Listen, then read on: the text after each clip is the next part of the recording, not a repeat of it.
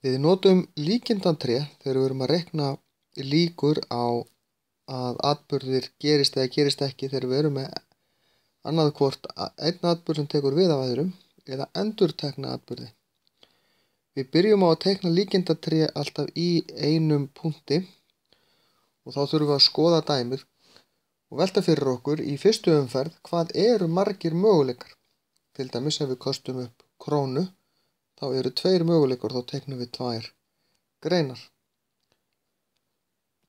Og það kemur annarkvort upp skjaldarmerki eða fiskur. Og þegar við erum búin að kasta, að þá veltum við fyrir okkur hvað eru margir möguleikar í næsta kasti og þeir eru 2, skjaldarmerki eða fiskur og alveg sama hvort við fengum.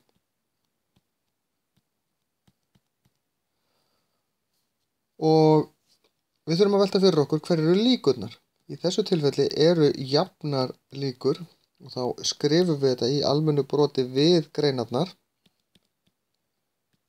Það er ekkert alltaf jafnari líkur, stundum erum við með kúlur sem eru mismunandi á litin og þá verða greinarnar jafn margar og kúlurnar eru á litin.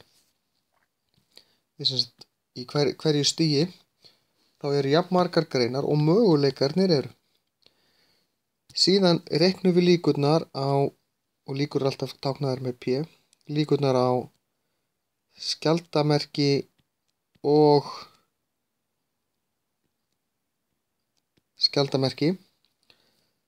og í líkindareikningi þýðir sinnum, að þá förum við hérna skjaldarmerki. Skjaldarmerki það er hálfur sinnum hálfur sem er 1/4.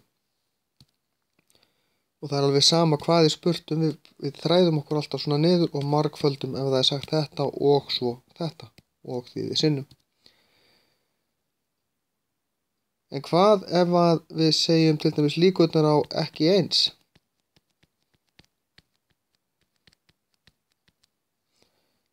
Þá erum við annarkvort með skjaldarmerki fisk eða fisk skjaldarmerki, er það ekki? Við erum ekki með skjaldarmerki eða fisk. Og þá er þetta í raun líkurnar á þessu og þessu eða líkurnar á þessu og þessu. Og þá gerum við hálfur sinnum hálfur pluss hálfur sinnum hálfur. Því að þetta er þetta og þetta, þá er sinnum á milli eða, og ef það er eða í líkindareikningi þá kemur pluss þetta og þetta.